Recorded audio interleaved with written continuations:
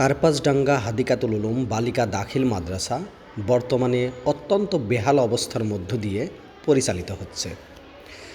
2002-03 অর্থবছরে সরকারি সহায়তায় একটি মাত্র ভবন নির্মাণের মাধ্যমে প্রতিষ্ঠানটির অবকাঠামোগত উন্নয়ন কার্যক্রম কার্যত থেমে যায়। সে সময় সরকারের পক্ষ থেকে মাত্র 3টি শ্রেণীকক্ষ নির্মাণ করা হয়েছিল, যার মধ্যে একটি বর্তমানে ল্যাবরেটরি হিসেবে ব্যবহৃত হচ্ছে। মাদ্রাসাটিতে শিক্ষার্থীদের কাছ থেকে কোনো মাসিক বেতন গ্রহণ করা হয় না, ফলে প্রতিষ্ঠানের নিজস্ব আয় বলতে প্রায় কিছুই নেই। বর্তমানে যে ভবনগুলো রয়েছে সেগুলো অত্যন্ত জরাজীর্ণ ও ঝুঁকিপূর্ণ অবস্থায় রয়েছে।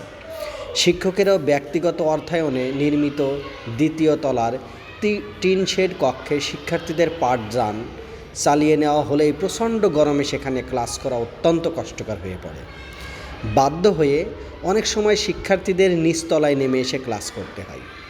এছাড়াও টিন শেড কক্ষে স্থাপিত কয়েকটি সিলিং ফ্যান সম্প্রতি ছুটির সময় চুরি হয়ে গেছে, যা শিক্ষার পরিবেশকে আরও দুর্বিষহ করে তুলেছে। চুয়াডাঙ্গা জেলার দামোহদা উপজেলার কার্পাসডাঙ্গা গ্রামে অবস্থিত এই শিক্ষা প্রতিষ্ঠানটি এলাকার অসংখ্য ছাত্রীর শিক্ষার আলো পৌঁছে দিচ্ছে।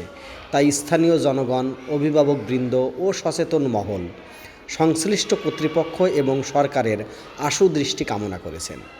স্থানীয়দের প্রাণের দাবি, মাদ্রাসাটি সার্বিক উন্নয়নের লক্ষ্যে দ্রুত একটি আধুনিক 4তলা বিশিষ্ট একাডেমিক ভবন নির্মাণ করা হোক, যাতে শিক্ষার্থীরা নিরাপদ ও সুন্দর পরিবেশে পড়াশোনার সুযোগ পায় এবং প্রতিষ্ঠানটি সুষ্ঠুভাবে পরিচালিত হতে পারে।